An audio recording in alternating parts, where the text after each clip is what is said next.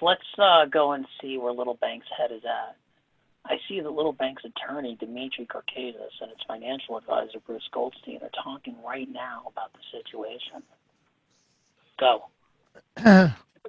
Well, from a financial advisor's perspective, we would advocate Little Bank use an ABC.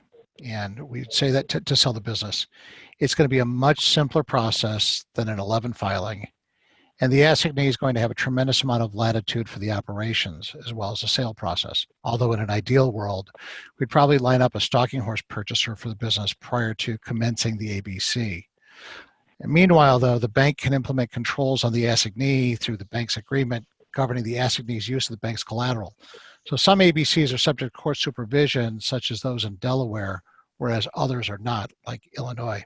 But the bank's preference should normally be for an out-of-court sale through an ABC or Article 9 as opposed to a 363 sale as part of an 11 filing. But in our experience, Article 9 sales are generally preferred for selling assets as part of a wind down and not for selling businesses as going concerns.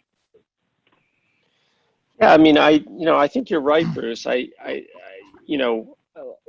The reality is that a lot of this is going to be driven by the purchaser. I mean, whether it's Article 9, an ABC, a bankruptcy, you touched on it earlier. The key thing would be if we could line up a stalking horse prior to the commencement of whatever process, because that's going to set a floor for recovery, and we can decide whether or not we're on board with that. And if it's a stalking horse that we